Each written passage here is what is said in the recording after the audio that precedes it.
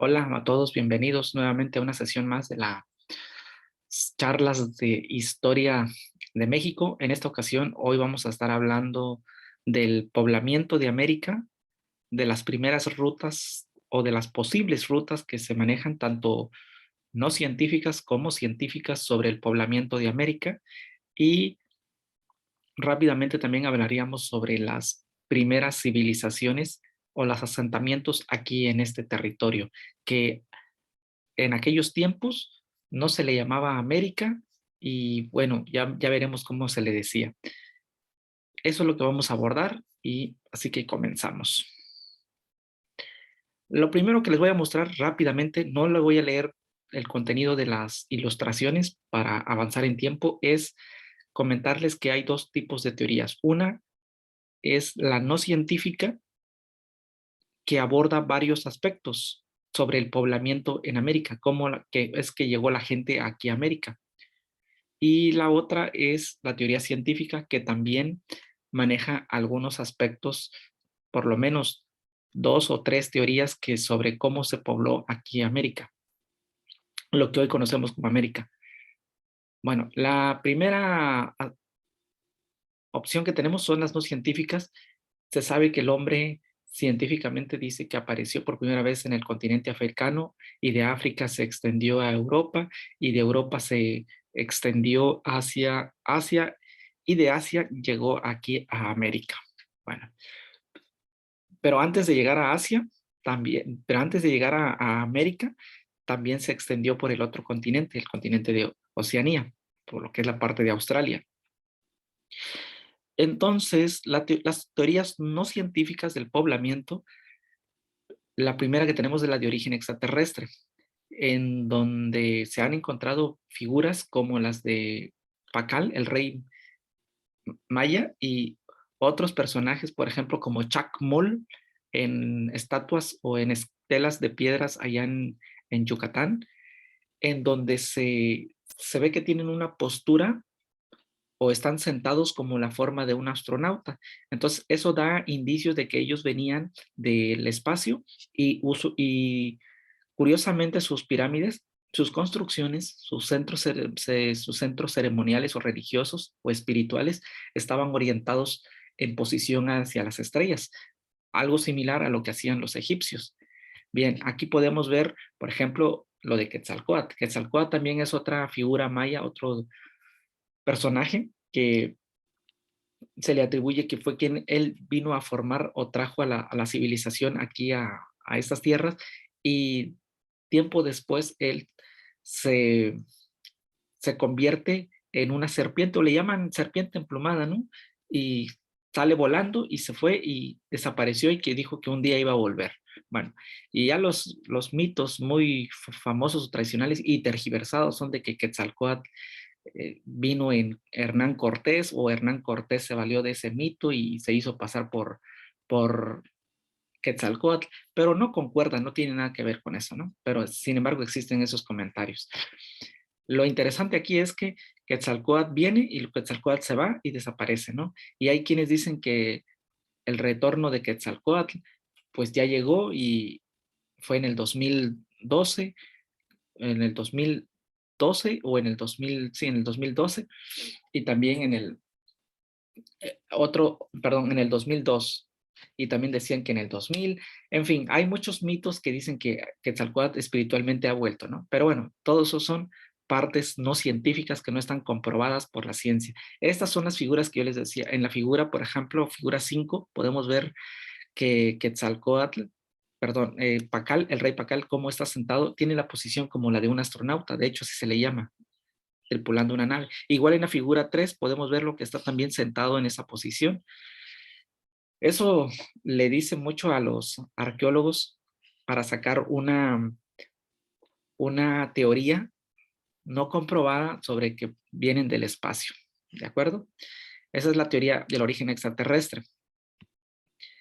Y las teorías bueno, más que teorías, las expresiones o las líneas de Nazca en Perú, también esas figuras han dado mucho que hablar a los arqueólogos e historiadores para decir que quién hizo esas figuras, ¿no? La del colibrí, la del mono, la del astronauta, y la otra pues tiene como unas patas de un ave, ¿no? Entonces son figuras que estando ahí en vivo, en esa parte, no se alcanza a ver porque miden kilómetros, solamente es posible apreciarlas desde el espacio. Entonces, estos otros son otros elementos que ellos atribuyen para decir que nosotros venimos del espacio o que nuestro asentamiento aquí en América tiene origen extraterrestre. Bueno, la otra versión es la del origen atlántico, la teoría de la ciudad que se desapareció, que fue inundada por el mar, ¿sí?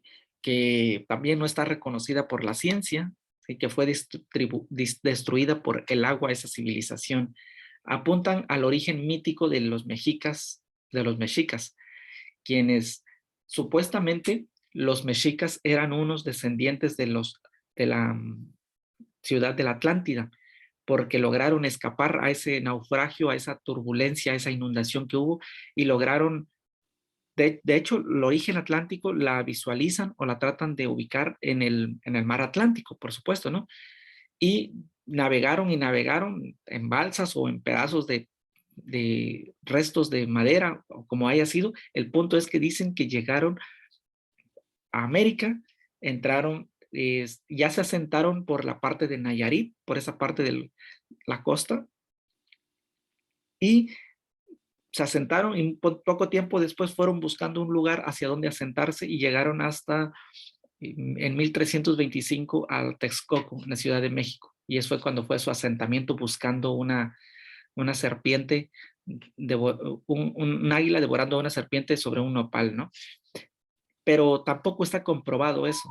Y se le atribuye a ellos que eran descendientes de la Atlántida. ¿Por qué?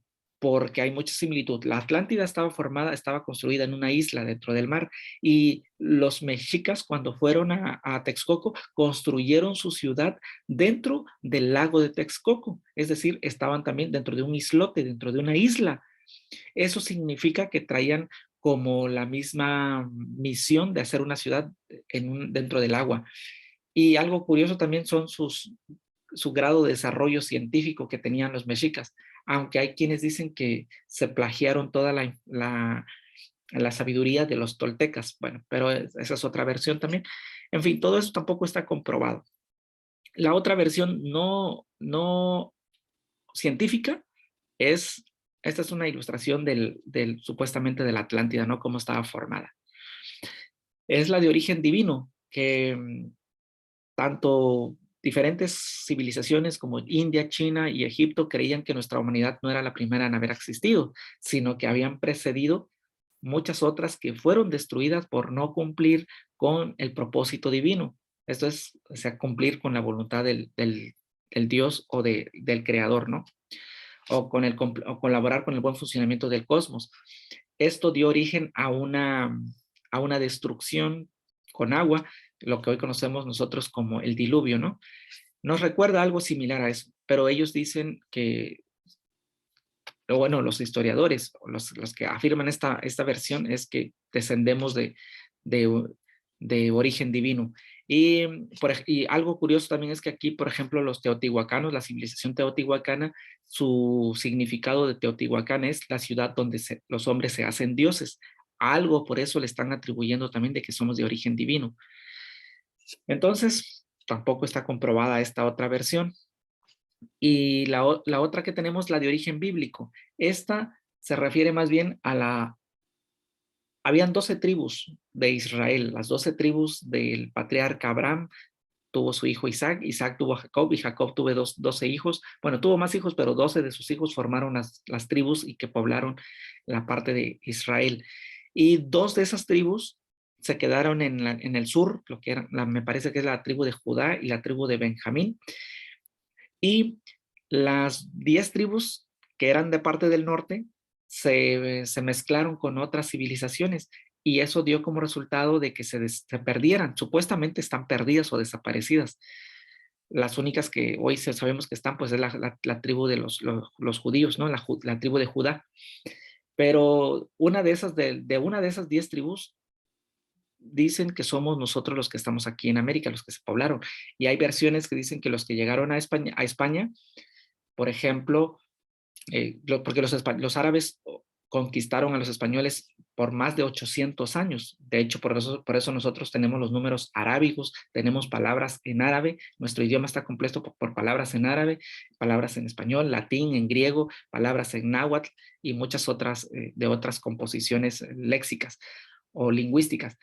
Entonces, quienes dicen que en los que vivían en España de los árabes eran descendientes de una de esas 10 tribus y cuando fue la llegada de Colón a América, muchos de esos fueron expulsados de España por orden de la reina la católica, la Isabel la católica, y su esposo, el rey, que dieron una orden de matar a todos los árabes si no se salían.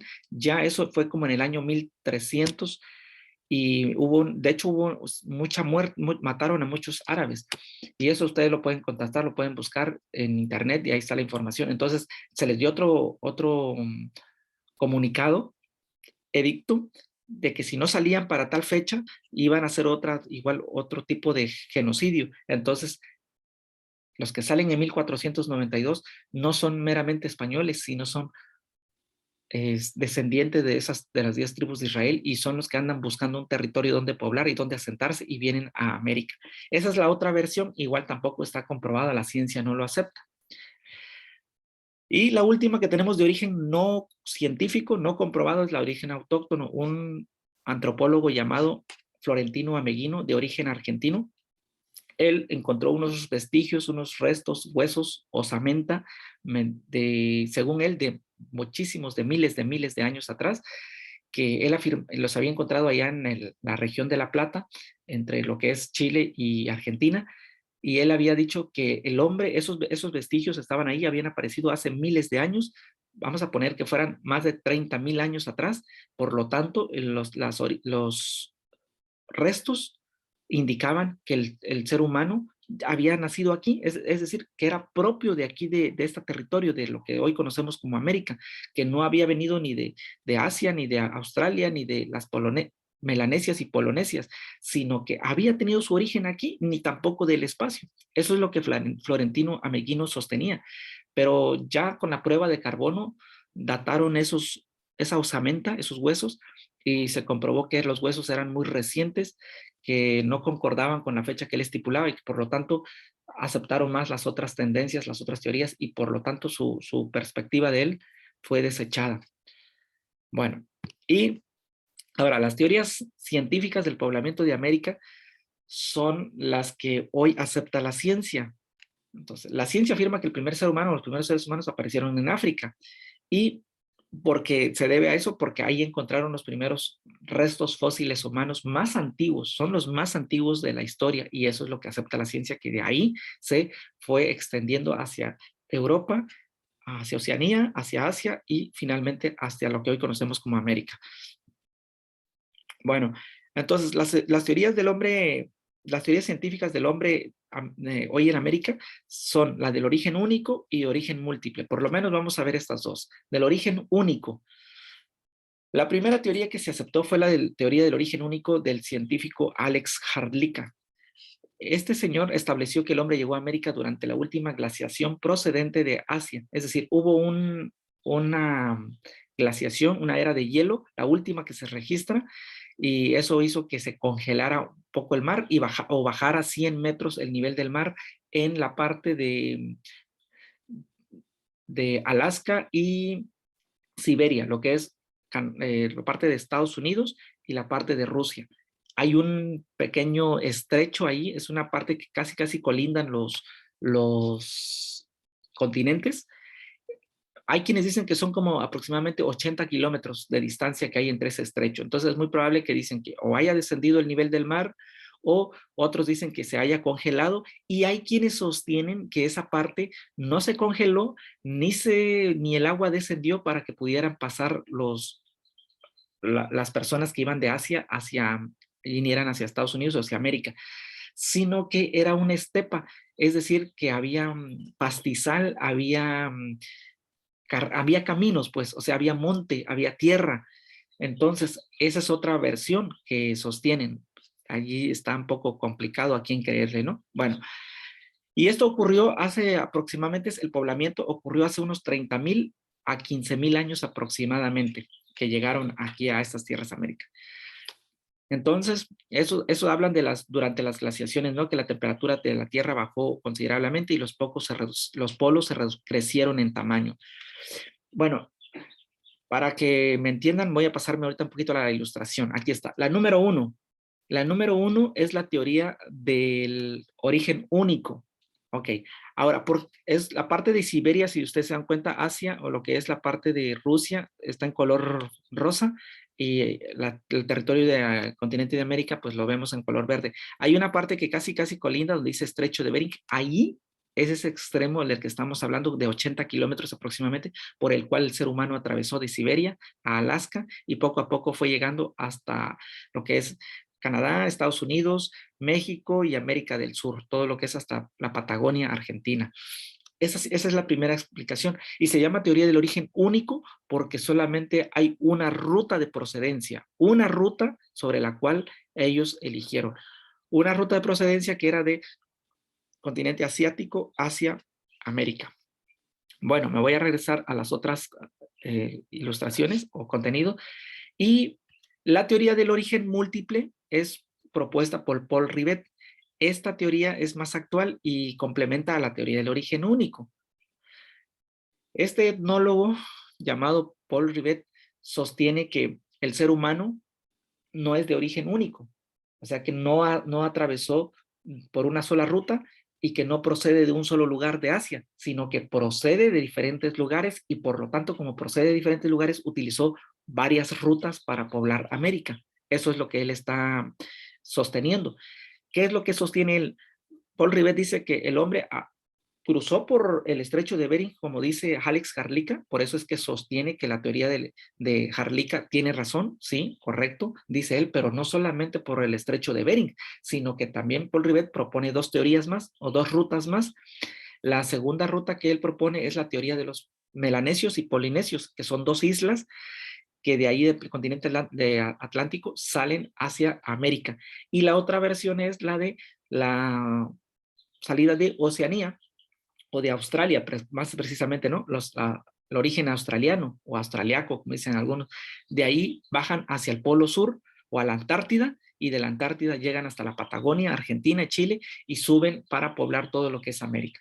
Entonces hay tres rutas. Esas tres rutas están aquí en esta ilustración. Bueno, entonces Paul Rivet sostiene que la 1 es correcta por el estrecho de Bering, sostiene que la 2 son las islas polinesias y melanesias, que están arriba de, si lo vemos así en la ilustración, arriba de Australia, ¿no? La parte norte de Australia, de ahí y pueblan todo lo que es la parte de Centroamérica.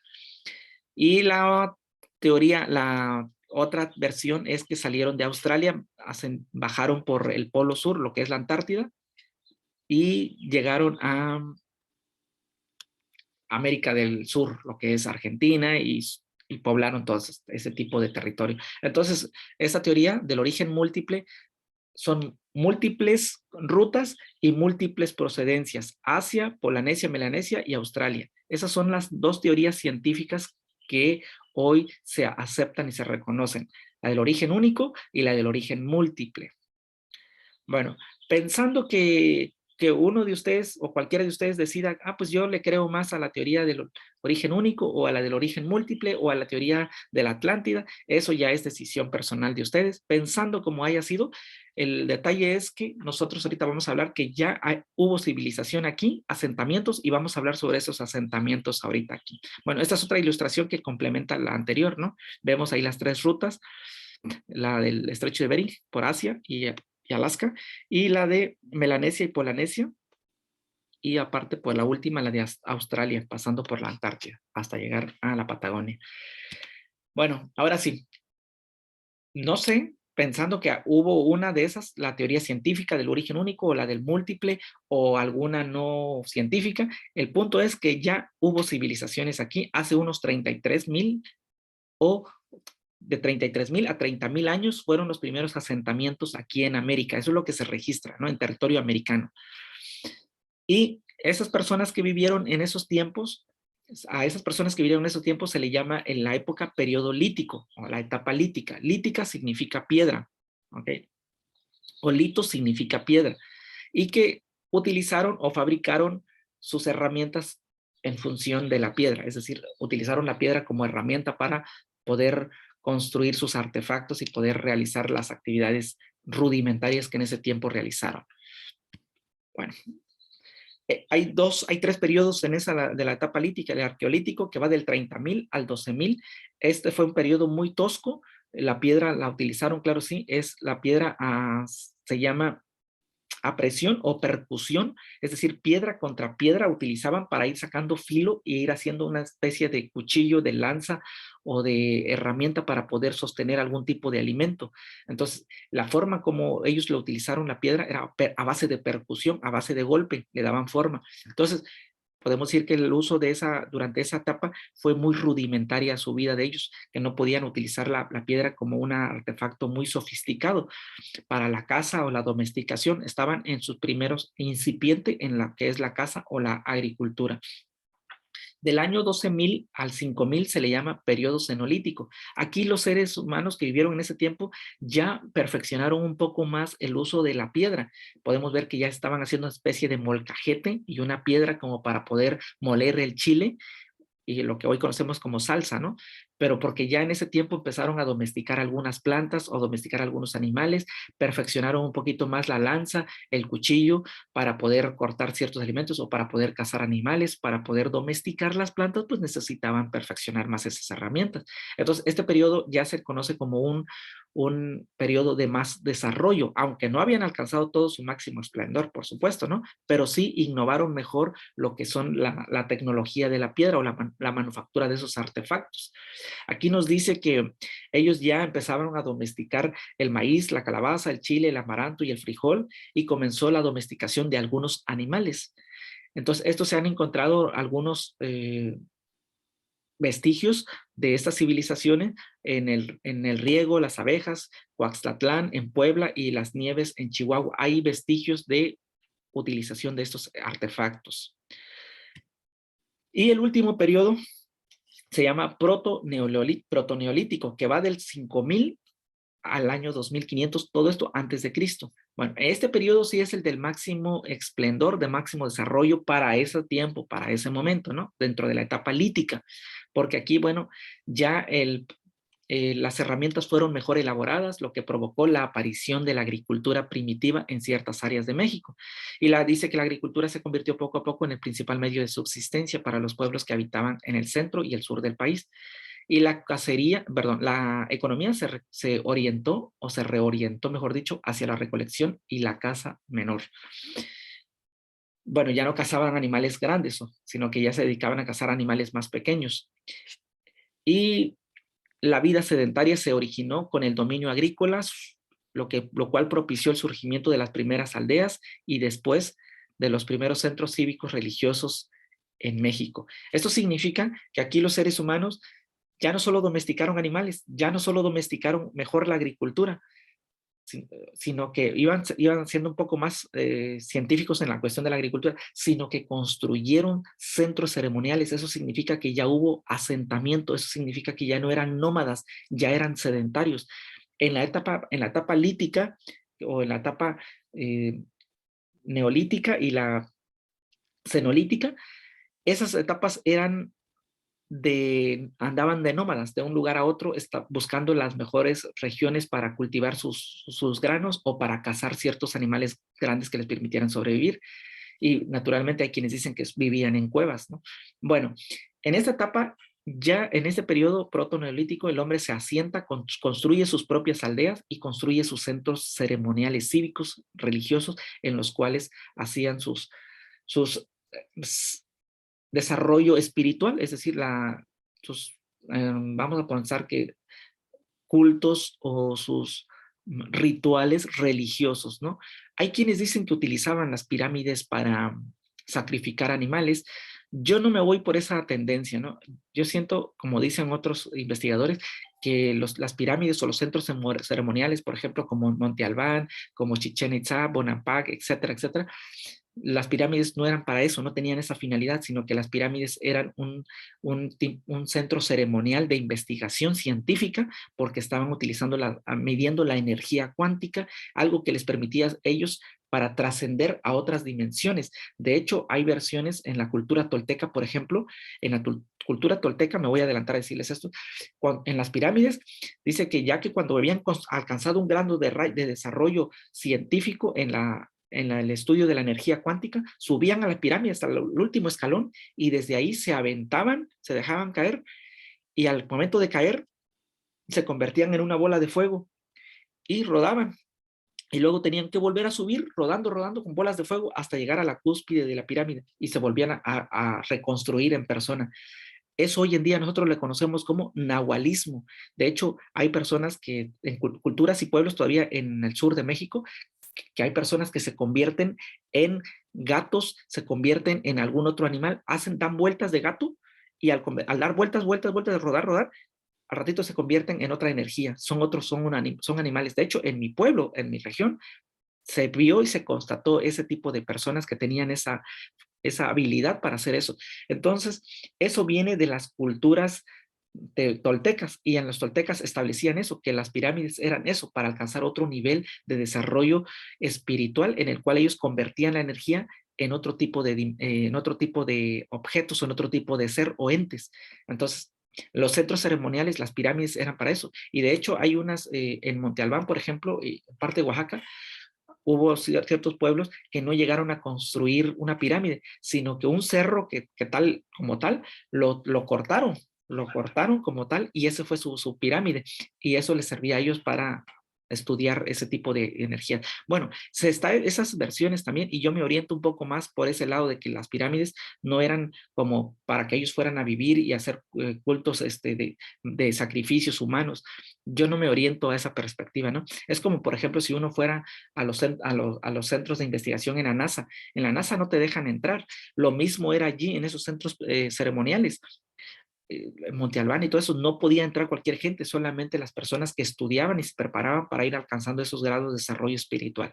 Bueno, entonces en esta última etapa vemos que eso es lo que sucede, que ya hay asentamiento, ya hay construcciones de centros cívicos religiosos y por lo tanto ya hay un grado de desarrollo mucho más elevado en ese tipo de personas. Bueno, los horizontes culturales de Mesoamérica se clasifican, vamos a hablar nada más de Mesoamérica, por ratito les voy a hablar de las otras dos civilizaciones, que es Oasis América y Árido América, pero Mesoamérica por lo general es la que tiene mayor impacto, ¿no? De la cual se habla aquí.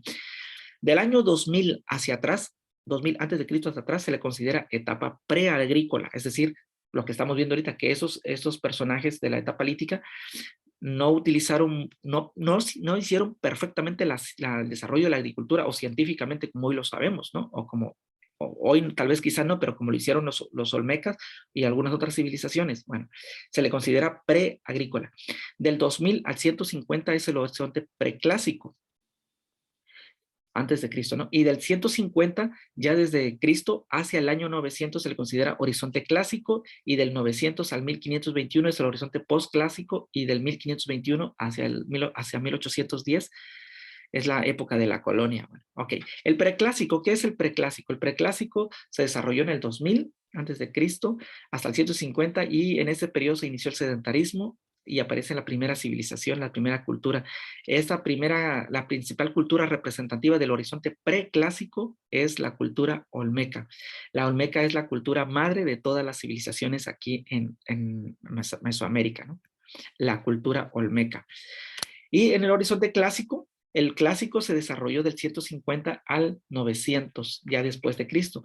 Este horizonte sí estuvo muy caracterizado porque hubo mucha expansión demográfica, explosión demográfica, se crearon muchas civilizaciones, hubo mucho desarrollo cultural, científico, tecnológico, astronómico, matemático, artístico. Las ciudades tuvieron un gran desarrollo científico. Entonces, evolucionaron en la cultura, en la arquitectura, en la escultura, en la pintura, en la música, en la literatura, en la arqueología, en la astronomía, en las matemáticas. Este periodo clásico es considerado el de mayor esplendor en todas las naciones mesoamericanas. Entonces, y las culturas más representativas de este periodo que alcanzaron un grado de desarrollo científico muy alto fueron los teotihuacanos, los zapotecas y los mayas. Y el último horizonte que tenemos es el posclásico. Este dio lugar a partir del año 900, ya después de Cristo, hasta el 1521, cuando fue la caída de Tenochtitlán. Este periodo estuvo marcado por la formación de pueblos y estados militaristas, es decir, aquí ya hubo mucho conflicto militar, muchas guerras, mucha actividad bélica, y por lo tanto, mucha gente migró de sus aldeas porque había mucha guerra. También es conocido por el uso de la metalurgia, el uso de muchos metales más sofisticados. También hubo castas militares, también hubo guerras floridas, sacrificios, supuestamente. También surge lo que es el tributo, el pago de impuestos y el cultivo por medio de las chinampas. Eso lo hicieron los mexicas. Cultivar hortalizas, cultivar plantas dentro de lo que era el lago Texcoco. Y también surgieron los estados. Aquí le llaman imperios. Yo no le llamo, yo no me oriento por esa perspectiva que le llaman imperios, más bien eran señoríos. Se hablaban de señores, no hablaban de emperador. No se conocía esa palabra aquí. Ese es un concepto ya moderno que nosotros le atribuimos. No, aquí eran señores y habían asambleas. Cuando ellos hacían sus juntas se llamaban asambleas para dirigir el señorío. En este periodo aparecieron las primeras fuentes históricas de México, escritas en códices y en pictogramas, y las culturas más representantes de este periodo, del posclásico, son la mixteca, totonaca, purépecha, tolteca, la mexica y la mexica, ¿no? El nombre azteca no es correcto. Bueno. Las áreas culturales del México antiguo, esto me voy a ir más rápido porque ya me queda muy poco tiempo. Hay 3 áreas, ¿sí? Mesoamérica, Áridoamérica y Oasis América. Fíjense bien, aquí hay un mapa de la República Mexicana y de parte de Estados Unidos, ¿no? Hoy en día nosotros conocemos Mesoamérica o conocemos que se le llama Mesoamérica, Áridoamérica y Oasis América, pero en aquellos tiempos no se llamaban así, en aquellos tiempos se llamaban Anáhuac porque todavía no tenía nombre de América, no lo habían conquistado, no había venido Cristóbal Colón ni le habían puesto América, entonces ellos le llamaban el Valle del Anáhuac, se llamaba Anáhuac a toda esa región que iba desde Canadá hasta Costa Rica, era Anáhuac. En esas partes, hoy en día la ciencia clasifica tres civilizaciones: Oasis, Árido y Mesoamérica. Por ejemplo, la de Mesoamérica es toda la parte que va desde Nayarit hasta Costa Rica, todo eso era Mesoamérica, y ahí fue donde hubo mayor esplendor científico, porque estuvieron ubicados en una región donde hubo bosques, selvas, ríos, lagos, mares, y toda esa hidrografía les permitió a ellos ser sedentarios, tener agua, construir aldeas, civilización, agricultura, tecnología. Fueron los de mayor grado científico y tecnológico. En la organización económica, política y social, científica, fueron los que se desarrollaron mejor por tener esa hidrografía, ¿no? Porque practicaron agricultura, construyeron grandes centros ceremoniales, tuvieron grandes complejos institucionales o ceremoniales, inventaron calendarios de precisión, desarrollaron varias formas de escritura, practicaron astronomía, viajaron por rutas comerciales, tenían sus ciudades eran urbanas. Hubo periodos de guerra. Bueno, las principales ciudades que se construyeron o civilizaciones fueron la Olmeca, Teotihuacana, Zapoteca, la Maya.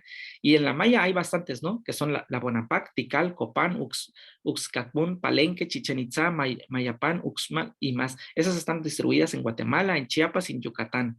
La Mixteca, que está en Monte Albán, en Oaxaca. La Totanaca, que se refiere al Tajín, Remojadas y Youlichan. Esas están en parte de Veracruz. Y también la Tarasca o Purépecha, Michoacán, la Tolteca en Tula y la Mexica o Mexica en Tenochtitlán. Ahora, Árido América es otra región del México antiguo o del Anáhuac, pero esta se le llama árido porque la tierra era árida y no había mucho que sembrar o mucho que construir, así que no fueron unas civilizaciones que tuvieron mucho desarrollo, hubo mucha escasez de agua, pocas lluvias, por lo tanto la mayoría de gente que habitó en esa región de Árido-América eran nómadas, andaban de un lugar hacia otro lugar, entonces se dedicaron muy poco a la cacería y a la pesca en los tiempos de que habían lluvias y que caían algunos riachuelos o habían algunos lagos. aprovechaban esos tiempos para hacer ese tipo de actividad. Pero en general fueron civilizaciones nómadas que andaban de un lugar a otro, pero no fueron civilizaciones que abarcaron o tuvieron un esplendor ni construyeron centros ceremoniales porque eran nómadas. Por eso no hubo desarrollo. Estas civilizaciones fueron las Seri, Tarahumara, las Yaqui, los Mayo, los Tepehuanas, los Apache y los Comanches. Estamos hablando también parte de lo que es Estados Unidos, que era el Valle de Anáhuac. Todavía en aquella parte, en ese momento no se llamaba Estados Unidos, ni era aquí América. Estamos hablando que era Anáhuac.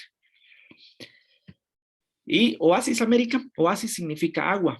Ahí sí había un poco de agua. Esa ubicación, en esa región de América, parte de América, las personas que vivieron allí, pues tampoco tuvieron un gran esplendor, pero tuvieron mejores condiciones de vida que los que estaban en árido América porque tenían algunos lagos. Esa era la única ventaja. Y esas regiones se encontraban en el estado de Sonora, Chihuahua, Arizona, Colorado, Utah y Nuevo México.